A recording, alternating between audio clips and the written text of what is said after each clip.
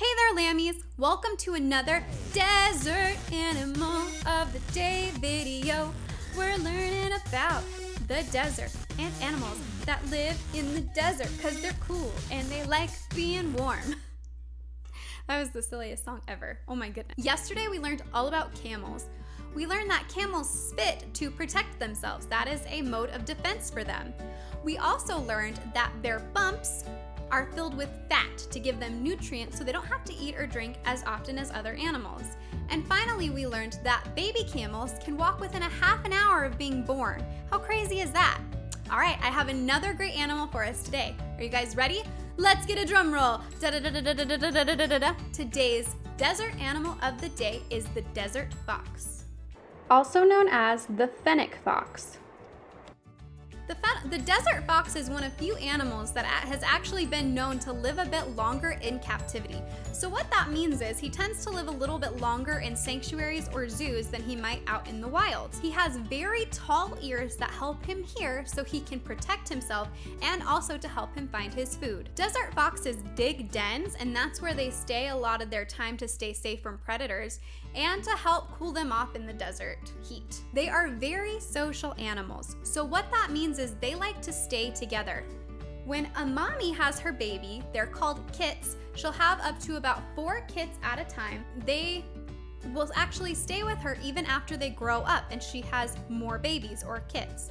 So these animals are really social. They like to play together. They like to be together.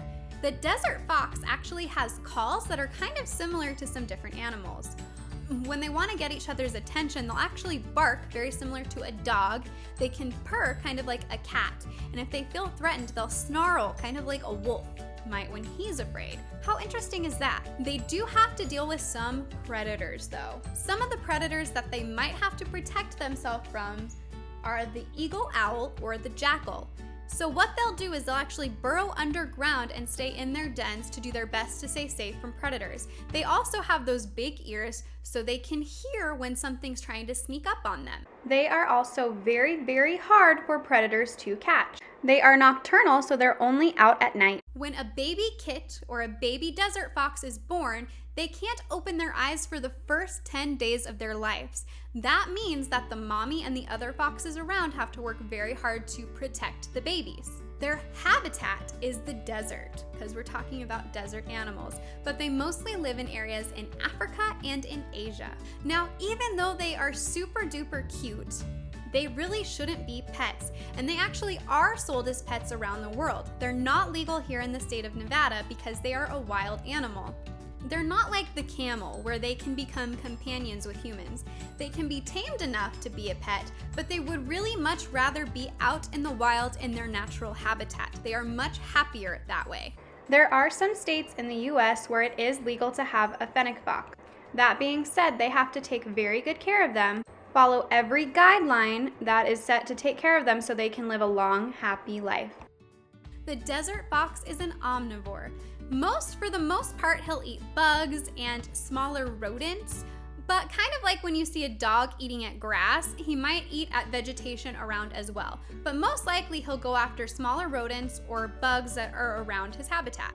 They also don't have to drink as much water as many other animals. They get their water nutrients from plants that have dew in the leaves or from condensation that appears in their den.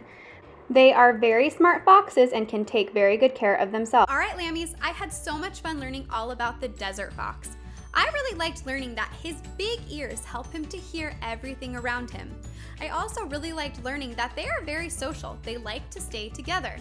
And finally, I also really liked learning that the desert fox has different calls that he can make that sound like other animals. How interesting is that? I had so much fun learning about the desert fox today. What did you guys like learning? I'd love to hear it at the Lambs Class email or on the Lambs Class Facebook page. All right, lammies, I'll have another fun animal for us tomorrow. I'll see you then.